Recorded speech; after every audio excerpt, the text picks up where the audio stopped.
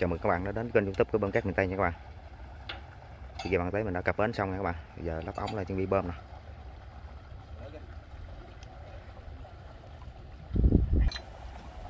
Mới tháo qua mà sửa Xịt cổ lại thôi. Máy chuẩn bị bơm nha các bạn.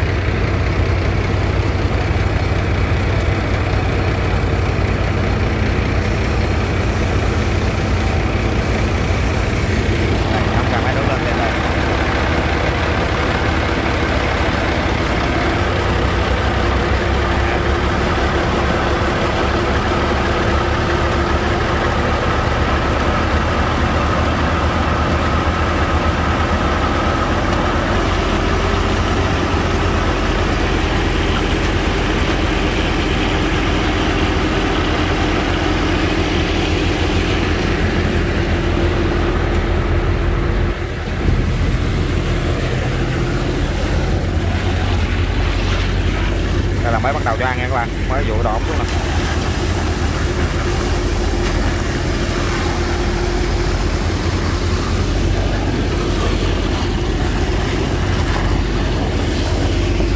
Đầu nóng ra mới cắt từ từ lên.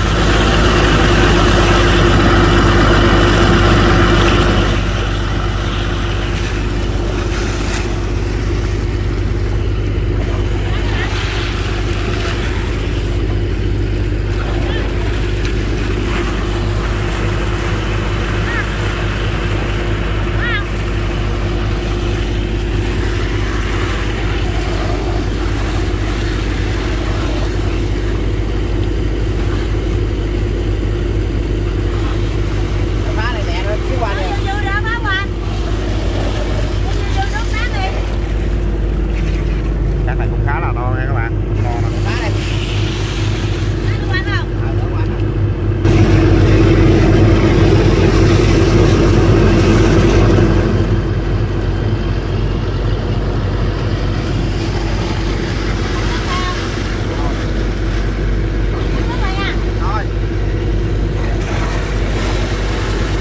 Quá hút rồi, cho ăn rất là đặc luôn.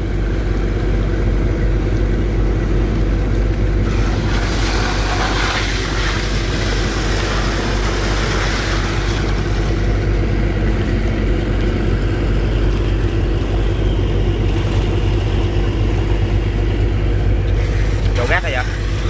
Rác cây nó nổ hóa vô đỡ nổi.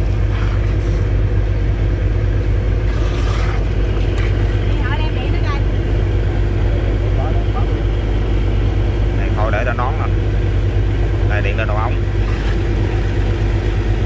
Bơm đường này khoảng 400 m thôi nha các bạn. Không có xa không nè. Đó là nó do mà đó.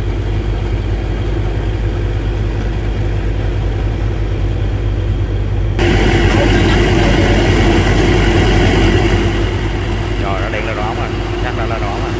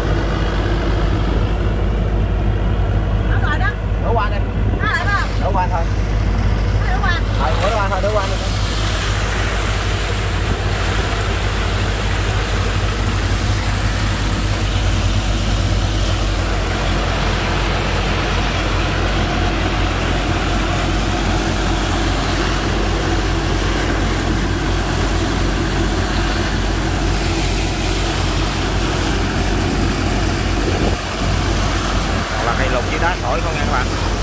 Chắc ở đây là giá nhiều lắm.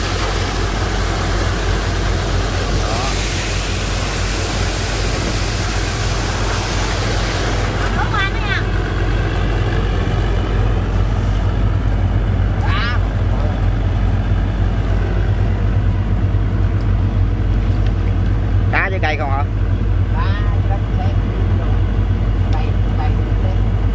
Đúng ghe này đá rất là nhiều luôn nè, đá với cây.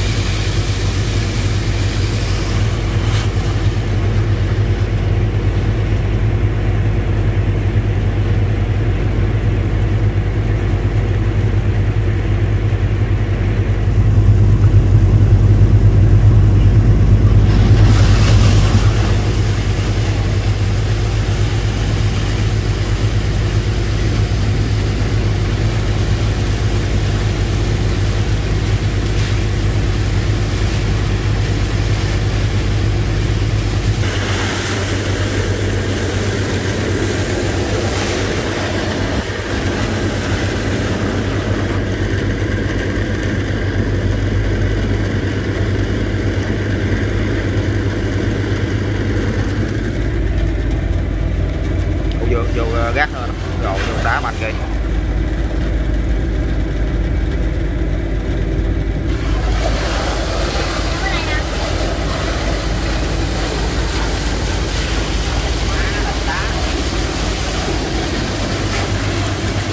Để giờ cái chấm. Để giờ cái chấm để chặt không ạ?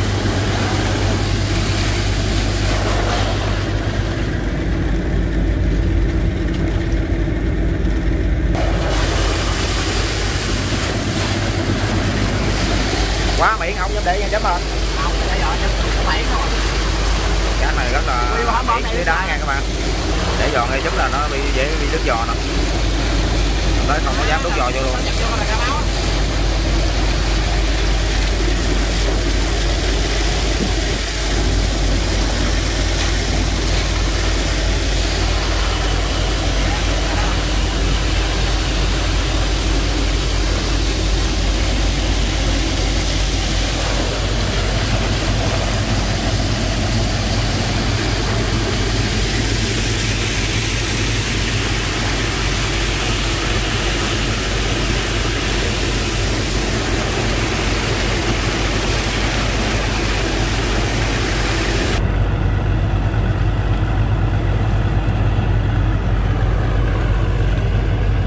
Đá mỏi tay luôn à. Đó.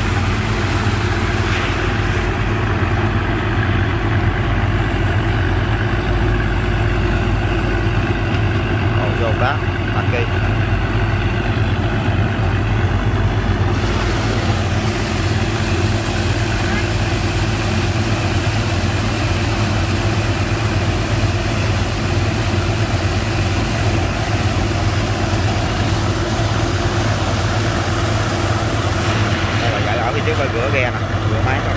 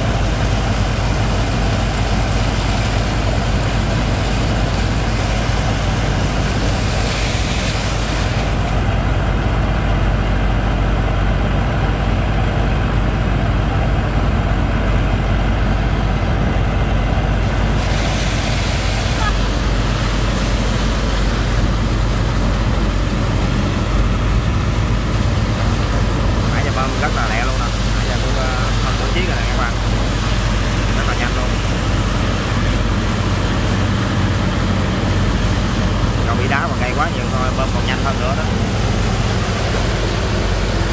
không có dám chạy cá lớn nữa.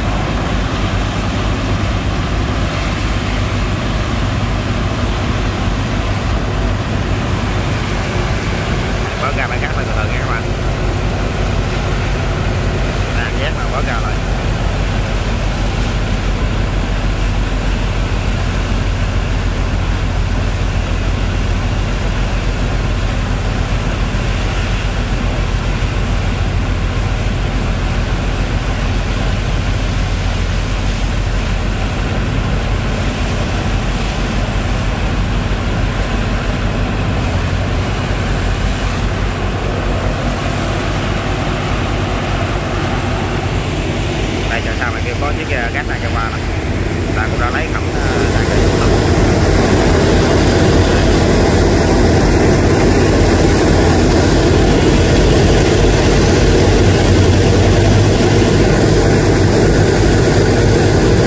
Cát vàng đẹp lắm.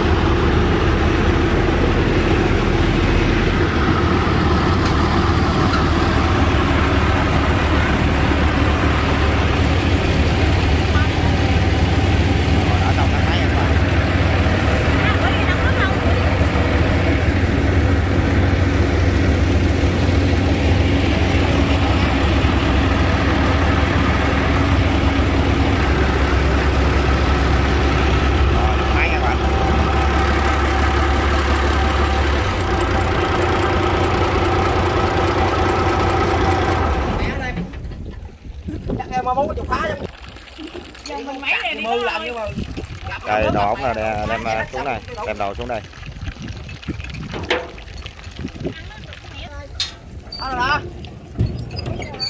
Quay lớp bê lên.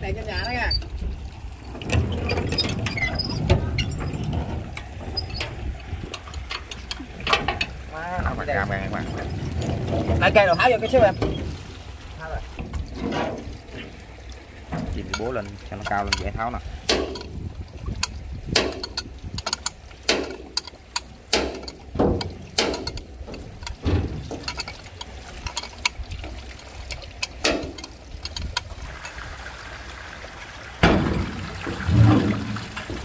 Rất là nhanh luôn. Con sắt chính như này, sắt đến bên. Rồi mới dây đem. Mới dây thả đồng cái đồ hột muối cho con lắm lên. Rồi bây giờ bạn tới mở dây đi ra làm tàn nha các bạn.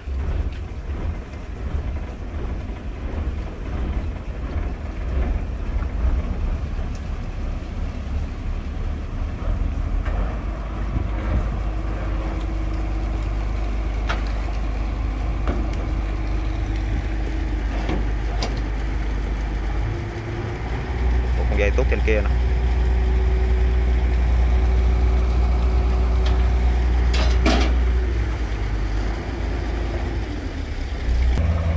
Đây đã mở được con dây vào đây.